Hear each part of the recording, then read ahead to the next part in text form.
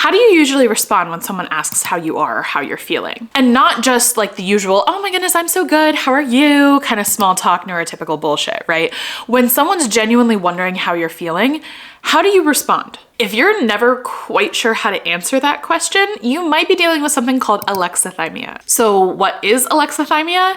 It's basically when you have a hard time knowing what you're feeling in the moment. Sometimes alexithymia also comes with having trouble expressing your emotions in the moment because you don't know what they are.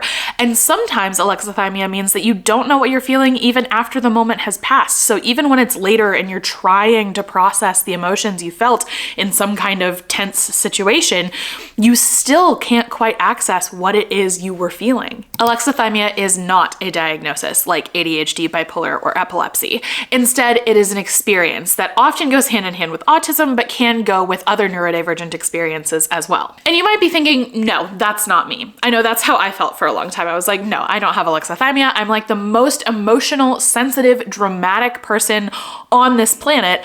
I am so in touch with my emotions. I couldn't possibly be dealing with alexithymia. Well, folks, buckle up, because it turns out you can be both of those things. You can have alexithymia and also be really emotional and sensitive. Some folks who have alexithymia are very aware of it. When someone says, hey, are you feeling okay? Like, what's going on? How are you feeling? Especially like, say, a therapist might ask that kind of question. And people are just really aware of like, I don't know.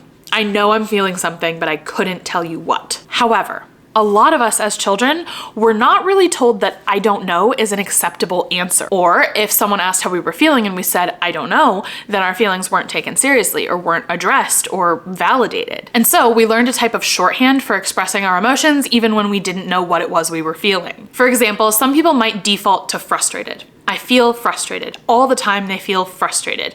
Overwhelmed, frustrated. Overstimulated, frustrated. Sad, frustrated, because frustrated is a word that they learned people would take seriously but wouldn't worry too much over.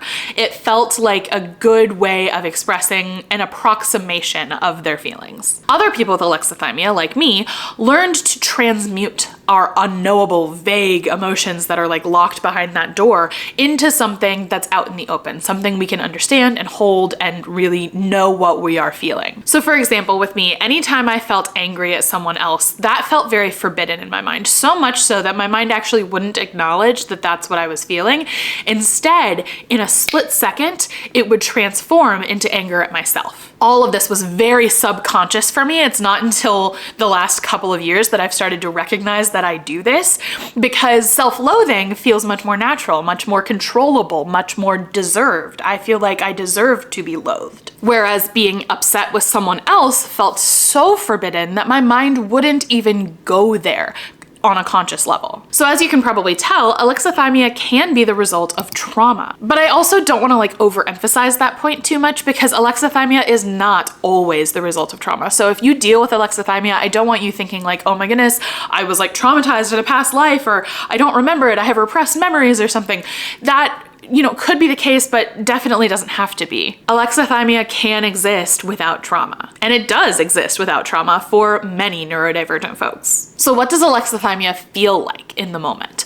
I think for me at least, it feels like a bubbling up. It feels like pressure. It feels like I am a dam and my emotions are shoving on the wall trying to get through. And I would love to let them through. I mean, I'm a little scared of them, but I would love to let them through, but I'm a dam. I don't know how to release that pressure. I don't know how to break things open without breaking myself. And again, this is very trauma focused because my alexithymia tends to be very reliant on my trauma, but for people whose alexithymia is not associated with trauma, I've heard it described as a blank chalkboard. Someone says, oh, like, please tell me about your feelings. And when they go to search their feelings, all they see is blank. For other people with alexithymia, I've heard it described as sort of like an alphabet soup, where you can kind of see all the ingredients for what emotion you're feeling. The letters are all there, but they're scrambled. They're not like in the right order, and you can't really make sense of them. One of the hardest parts of alexithymia is that it makes it really hard to do like inner work, personal work, emotional work. For example, using myself again, I had a really hard time acknowledging my anger toward others and the ways in which I had been hurt and wronged, because I was so unable to even acknowledge that anger in the first place. I thought I just had depression and I just hated myself because my brain chemicals were wonky. And while yes, I absolutely do have depression and my brain chemicals are a little bit wonky, there are also a lot of other factors that contribute to my self-loathing, one of which being my alexithymia and my anger towards others that I was unable to acknowledge for a long time. Another potential issue that alexithymia can bring up in therapy especially is not knowing what to talk about in therapy, because it's like, yeah, we should probably dive into why I feel so terrible, except I don't know why I feel so terrible and you can't mind read and tell me. So what are we supposed to do in this interaction right now? And finally, alexithymia can absolutely lead to people having their intense emotions dismissed as like mild or not that bad, simply because we lack the language to describe how horrible we are feeling. So how do we cope with alexithymia? Is there any good way to deal with it? Is there a way to maybe even reduce it? Like, what are we supposed to do? For me, poetry has been key. Metaphors, describing something as something else. If I can't describe my feelings head on, I can circumvent them, I can circle them and surround them with approximations.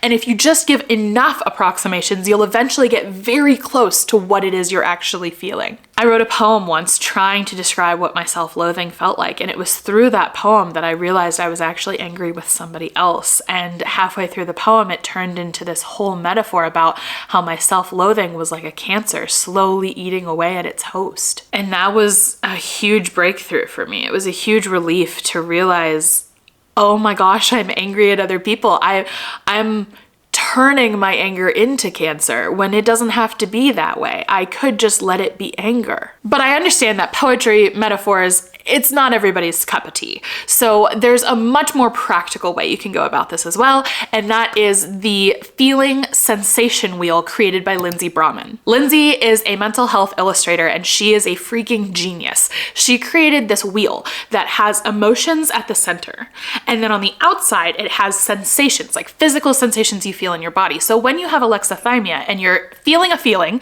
you know you're feeling a feeling, but you're not sure what that feeling is, what you can do is go to this wheel and start searching for the bodily sensations you're experiencing. Maybe your heart is pounding and your palms are sweaty and your brain feels fuzzy, but you don't know what all that adds up to.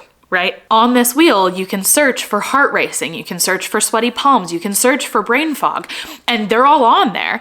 And you can find where they're most clumped together, and that will lead you in to an emotion that's in the center ring.